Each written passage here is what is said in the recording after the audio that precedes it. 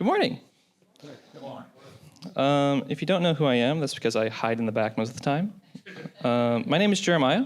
I'm one of the leaders here. I'm on the teaching team with Dustin. Oh, there he is. And Water, who are both in the back. Okay. Woohoo! Thanks. Welcome. We're glad you're here. If you're visiting, there are Connect cards in the seat back in front of you. Feel free to fill those out and turn them into the gold bowl in the back. If you've been here for a while, you can fill out the prayer cards that's on the back of the Connect card. Turn those into the gold bowl in the back. We'd love to pray for you. So check that off. Okay.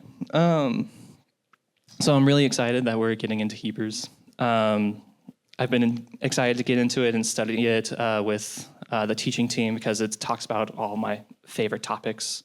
High priest, sacrifice, atonement, what everybody loves when they read the Bible, right?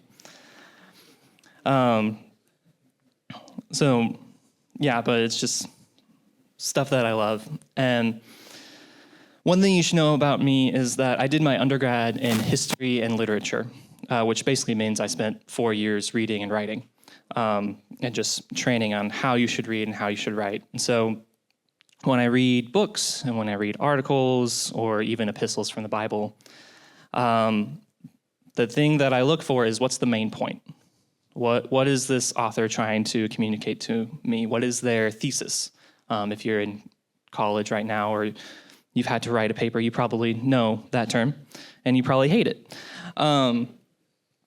That's kind of what I always look for when I read discourse or an argument, and that's what an epistle usually is. So they have some sort of thesis, they have some sort of main point from which they build up the rest of their argument, from which all of their writing connects back to in some way, or at least it should.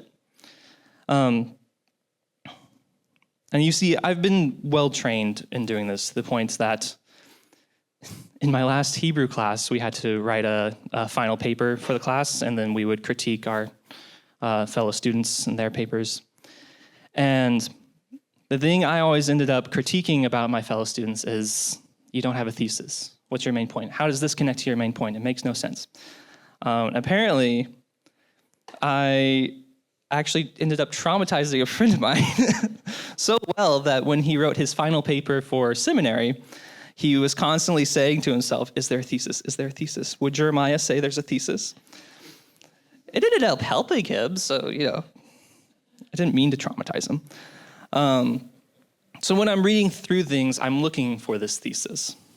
I'm looking for this main point, this one sentence or short few sentences that summarize what the author is trying to convince me of, what they're trying to argue. So then when I go and I read Hebrews, that's what I'm looking for. I'm looking for that main idea. What is this all building up to? Was he trying to convince me of?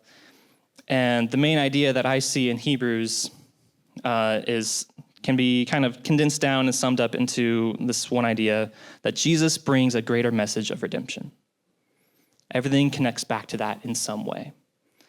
And so that's what we're going to be looking at, because the thesis, kind of in a longer form, can be seen in Hebrews chapter 2, verses 1 through 4, or specifically verse 1. But let's read that together. Therefore, we must pay much closer attention to what we have heard, lest we drift away from it. For since the message declared by angels proved to be reliable, and every transgression or disobedience received a just retribution, how shall we escape if we neglect such a great salvation? It was declared at first by the Lord, and it was attested to us by those who heard, while God also bore witness by signs and wonders and various miracles, and by gifts of the Holy Spirit distributed according to his will. So these verses act as the thesis of the entire book. And we're going to come back and kind of pick apart what all of this means. And specifically, it's that first verse. So when you're reading through something like this, how is it that you actually figure out that it's a thesis? How did I come to the conclusion that these verses are the thesis of the book? And there's a few different things that I look at in order to determine that. And first one of them, this first point is going to be very technical, is the grammar. When you read through an argument, you look for a few key words that signal movement in that argument, connecting words that will introduce a new idea or sum up a previous idea or explain or begin to introduce an explanation. And in biblical studies, one of those big key words is therefore. There's some cliche phrases that I'm not going to say about that word, but it signals what the author is about to say, what the author is about to say explains everything that he just said. It's transitioning to these key points that the author is trying to make. So chapter 2 starts with this word, therefore. And that tells me, okay, what he's about to say has some sort of big explanation. And so we need to pay attention, we need to listen up to this next phrase. So there's that first part. You look at the grammar, you look at the word choices that they make, and then you also look at the position in the overall argument. And so in Hebrews, before this, the author is talking about the supremacy of Christ, specifically over angels and over spiritual beings. And so he explains that it's leading up to this moment, because in other books of the Bible, it's pretty obvious that they make the point Jesus is superior to spiritual beings. So why does it matter in Hebrews? Why is he making such a big deal that Christ is superior if we can just read that in other books? Well, it's because he's making this argument that we should pay much closer attention to what Christ has to say. And so chapter 1 leads up to this point, and then chapter 2 moves out from this point as he moves on in verses 5 through 10, or 5 through 9, to explain that Christ is also superior to other humans as well, that he is the perfect human that has ever existed. And so that's what verses 5 through 9 are explaining. And so you see that in the structure of the argument here, things move up to this point and then they move out. And then finally, the other reason that I can tell that this is the thesis for Hebrews is that it introduces the major themes of the book. And so that's the importance of hearing what God has to say and holding on to it, and the dangers that can come if you don't hold on to that.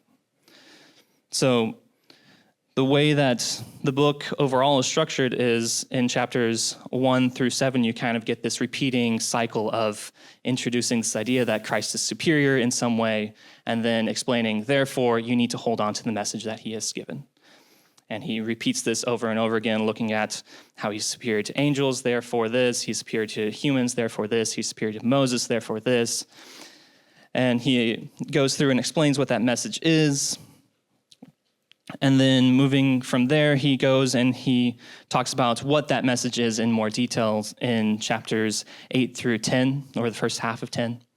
And he explains, I should catch up with my notes. He explains how what Jesus has done is greater than the things that have come before in chapters 8 through 10. Those are my favorite chapters of the book. And then from there, he moves on to explain how it is that we're supposed to hold on to this in the second half of 10 through the end of the book. That's where you get these great statements of faith and how we should have faith and examples of faith. And so the thesis is Hebrews chapter 2, verses 1 through 4. And to sum up those verses, you can put it as Jesus brings a greater message of redemption. And because of that, the stakes are higher. Because Jesus has brought this greater message of redemption, there are higher stakes than before. And so if Jesus is bringing this greater message, well, what exactly is this message? What is the message of redemption that Jesus has brought? Because that's kind of important to understanding this book. If we're supposed to hold on to this thing, well, what exactly is it that we're supposed to hold on to? Well, luckily, the author explains that. In chapter 2, he introduces this thesis, and then he goes on to explain Christ is greater than humans in verses 5 through 10, which then just conveniently leads into getting to explain the message of redemption. So we're going to be jumping around chapter 2 from this point, and I'm just going to kind of explain a few verses and what the author has to say. So this is actually jumping to verse 10 to start with. For it was fitting that he, for whom and by whom all things exist, in bringing many sons to glory, should make the founder of their salvation perfect through suffering. So to start in this verse, you have this idea of the founder of their salvation. And a lot of commentators like to mention that this idea of founder is actually another term that you could use is the idea of pioneer. That Jesus was the one who trailblazed this way to salvation. That he laid out the way that we can go to explore this new place that is salvation, that is freedom in God.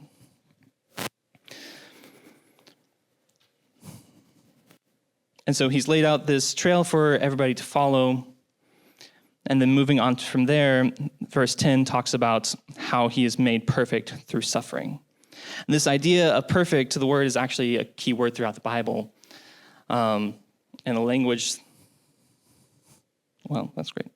And the language that's being used here isn't necessarily saying that Jesus was morally impure in some way. It's saying that he was sent here for a purpose. He had a purpose that needed to be completed. And he did that purpose through his death. He completed this idea. And along with that, the language that's used is also the sacrificial language that's used throughout the Bible. It's a key idea in Hebrew writing of sacrifices being perfect, being whole, being complete in some way. And what it means is that there can't be any sort of defect in them. It's this idea that the sacrifice hasn't been used for anything else, it hasn't been used for any sort of work. It's only been used for the purpose of being a sacrifice. It doesn't have any sort of deformity. It's not blind. It's not lame. It doesn't have any spots on it. It is the best that somebody has to offer to God. So that's the image that you get in the Old Testament for this idea of perfection.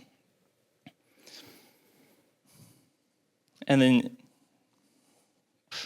man, my notes are terrible. But then we move on into verse 14, and we see a bit more of what this message of redemption is.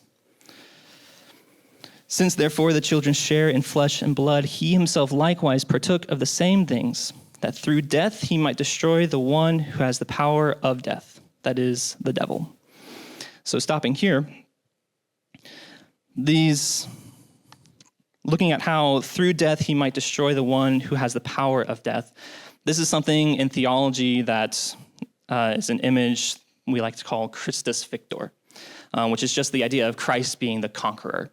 He came and defeated an enemy, and that was death.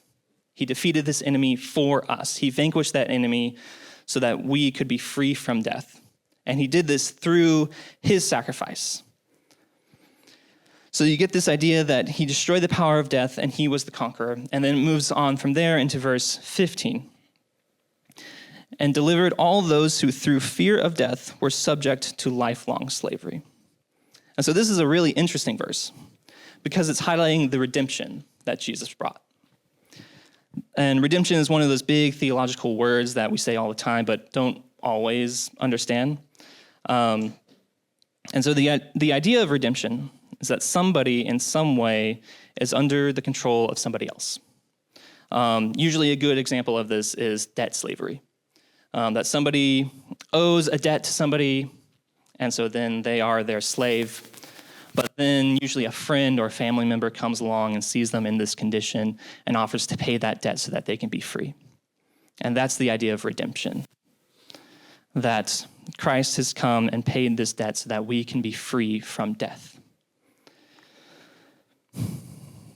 And a really great image of this, a really key moment for redemption in the Bible, comes in Exodus. And the entire story of Exodus, the people of God, Israel, is in slavery in Egypt under Pharaoh. And it's not that they've done anything to incur a debt, it's just that they have been wrongly enslaved in Israel, or in Egypt. And so God sees this and he hears them crying out and he comes along and he redeems them. He frees them from that slavery. And the Old Testament goes on to constantly look back at that moment and describe it as this redemption, as this ransom that was paid for the people of God to be free. And so here in Hebrews, we see that the thing that we are purchased from, the thing that we are redeemed from, is death. That we have this redemption from death. That's through Jesus and through his actions that we have redemption. And so how exactly does that work? Well, in verse 17, it kind of brings all these ideas together in a key image. So in verse 17, therefore he had to be made like his brothers in every respect, so that he might become a merciful and faithful high priest in the service of God. So all these ideas are coming together in this idea of the high priest. Jesus had to come and he had to be human so that he could become this merciful, this faithful, this perfect high priest. And this is not the last time that the author of Hebrews is going to bring up the idea of high priest. It's going to come up and be a major theme all throughout this book. And it's wonderful, and I love it. It's going to be so much fun. But it's this key idea that Jesus is our high priest. He is high priest over the church. So what exactly was the high priest? What exactly is this image that we're supposed to have? Well, the high priest was a mediator between Israel and God. That was his key role. His job was to learn from God, was to hear the message that God had for his people. His job was to read Torah and study it and understand it, and then go and speak to the people. He would speak to them, and he would teach them, and he would lead them. He would judge disputes between them, and in all of that, he was bringing this message from God of love, of redemption, of freedom from death. He was leading them closer to God. And then on the flip side, he would go into God as well. And he would do these rites and these sacrifices. And the key sacrifice that was crucial for the Old Covenant and that the author of Hebrews is bringing up here is the Day of Atonement.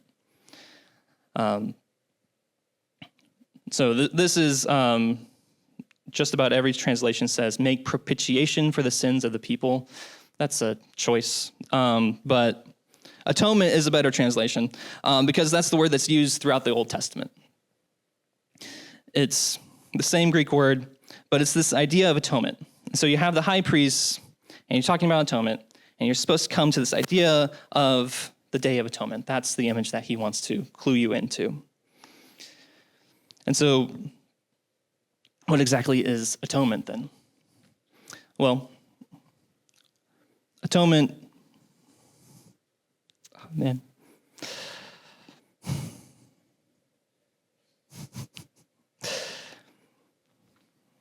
The Day of Atonement is a key thing from Leviticus chapter 16, and it's this weird thing for most of us today, but I just find it something so beautiful. Throughout the year, the high priest, acting as mediator, would do these sacrifices for the people that would make atonement for them, that would show them the forgiveness of God, but also remind them of the price that comes with the fact that they are living in death, that we are all living in death. And he would commit this sacrifice, kill the animal. On the Day of Atonement especially, he would take the blood of that animal, which was its symbol of its life, and he would go into the Holy of Holies, and he would bring that life of this pure, this innocent, this perfect animal, and offer that to God. And in doing that, the high priest would say, yes, we belong to death. Yes, we have done these things that should bring us death. But please show us forgiveness instead. Please show us redemption instead. And God would see that, and he would choose to forgive them. He would choose to show them grace. And so in the person of Jesus, all of these ideas are coming together. He is the perfect high priest, and he is the perfect sacrifice. There's this beautiful blending of all of these things that we'll actually get to see so much more in chapters 9 and 10 that I really enjoy. They are my favorite chapters of this entire book. But it's through Jesus that we have this redemption. It's because he was willing to come and be our high priest, He was willing to show humility and give his own perfect life in order to walk before God and say, please, please forgive these people. Please show them grace. Yes, they have messed up. Yes, they belong to death, but please set them free, redeem them. And so that's the message of redemption that the book of Hebrews is going to constantly come back to. He's going to describe it in so many different ways, but it's this greater message that Jesus has come and he has offered his own life that we can be set free from death. And it's this greater message, and it's a great thing that it's a greater thing than the people of God have ever known before. But with this greater message, there are higher stakes. Because, you see, Hebrews chapter 2, verses 1 through 4, is often considered the first warning passage in this book, and there are several of them. Because it's warning the people, don't give up this message of redemption. Don't abandon it, because there are greater consequences than before. In verse 2, it talks about, for since the message declared by angels proved to be reliable, and every transgression or disobedience received a just retribution, how shall we escape if we neglect such a great salvation? And so here he's connecting things to the Old Covenant. He's talking about Torah. And throughout Torah, you get these warnings over and over again that are given to the people. You have some individual warnings. If you break this law, then this is your consequence. But you also have these greater warnings given to the entire group that are often called curses. And it's just warning the people, yeah, you have made a contract between you and God. If you follow God and do what he has commanded, then you will be blessed. He will be your provider. He will be your defender. And so you don't have to worry about food. You don't have to worry about having enough for the next year because he is going to be the one providing for you. You don't have to worry about going out and fighting battles because God is the one that's going to go out and fight those battles for you. He's going to win. But if you break this contract, if you neglect what God has offered to you, if you commit apostasy and go after other gods, then God won't be your provider. You want to chase after other gods, then fine, let them provide for you. It's not going to happen, but go ahead. You want to go and follow other gods and trust that they will give you victory? Go ahead, see what happens. And so the curses and the warnings that they receive throughout Torah are, yeah, if you don't follow me, then I will not provide for you. If you don't follow God, then he will not defend you. And so Hebrews here is just continuing this idea, of warning, but he's saying there is a greater consequence now. Because it's not just about you losing a kingdom. It's about you forever losing your redemption. And now this is the part where the traditional Southern Baptist preacher talks about hell's fire and brimstone. I'm not the traditional Southern Baptist preacher, so I'm not going to do that. But they're not wrong.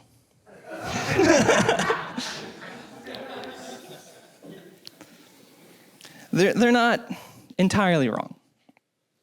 Because the idea of abandoning this redemption that God has offered leads to eternal punishment.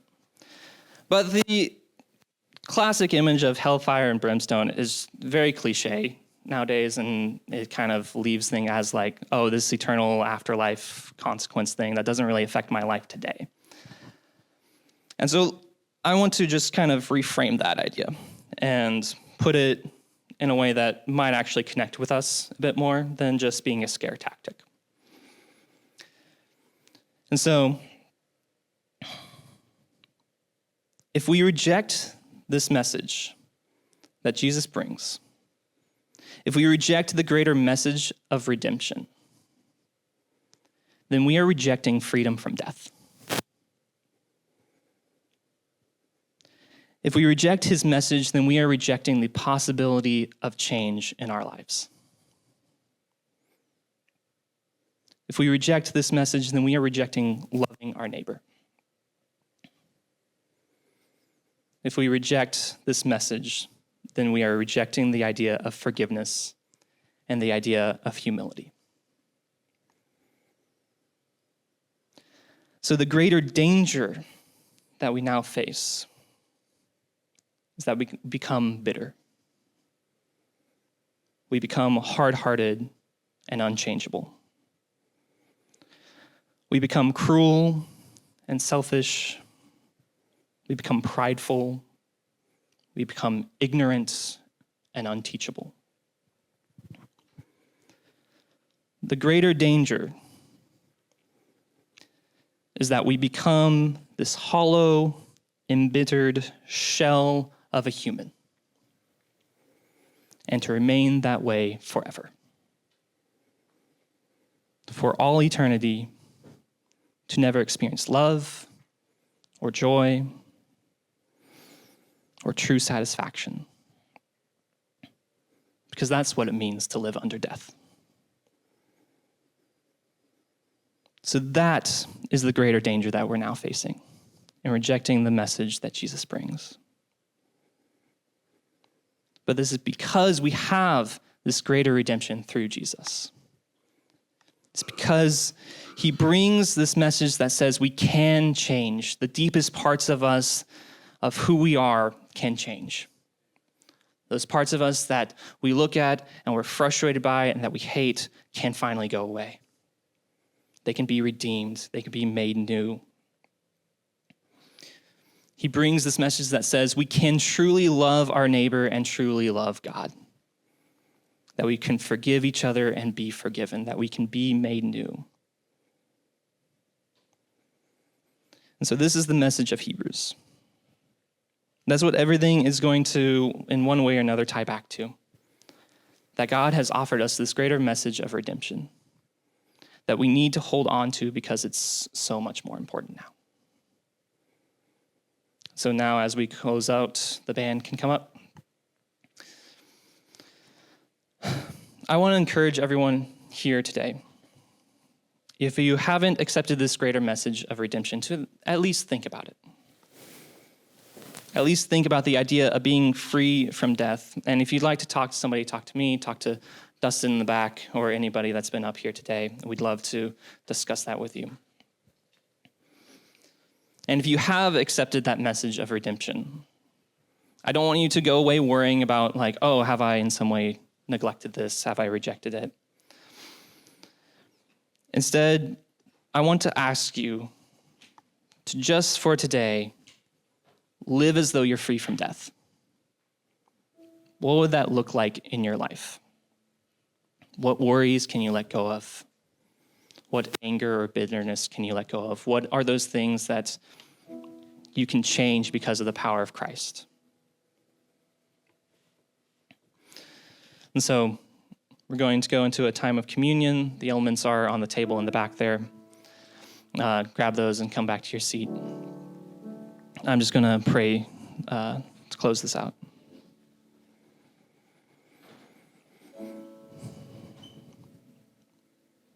Father, we are imperfect. We are subject to mistakes and to death, to sin.